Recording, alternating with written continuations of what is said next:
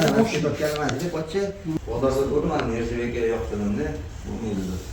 Motornikati yo'lda raqobat qilyapti, bir-birini mana o'zingiz bor. Ichiga nerjaga ketib mana 7 barobar suvni yaxshi o'tkazadi. Buning ichida suv qaynab turaveradi, mana o'tib ketmaydi, sistemangiz aylanadi. Sistemangiz o'zgarib turaveradi.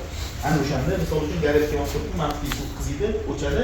Mana shundan suv olib, xuddi gazli talonga o'xshab pishadi. Ha, plini o'zida turib turadi-da. Assalomu alaykum hurmatli obunachilar. Bugun akam mana shu 400 kvadratga mo'ljallangan do'q konturli katyol xarid qilgani kelibdilar. Ancha yildan beri bizga mijozlar nechta katyollarni oldilar, o'rnatib boshqa qilib nima qildilar.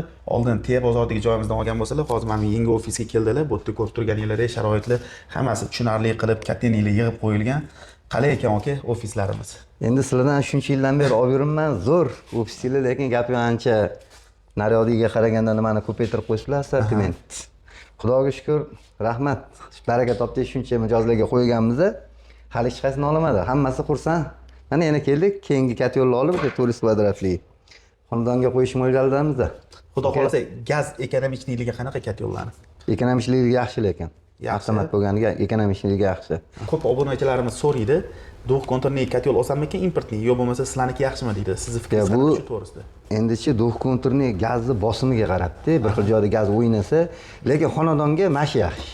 Xonadonga bu yaxshi lekin. Yer uyga. Yer uyga bu yaxshi. Jumlaga importni qo'ysa yaxshi. O'sha mana biz endi qo'ydik, hali hech kim olmadi-yu.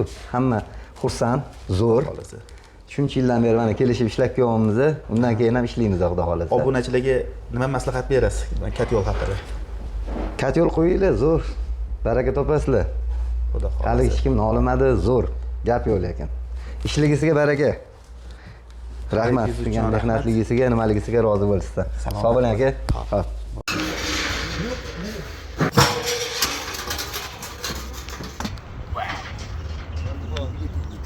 Oga rahmat, ko'ktamon.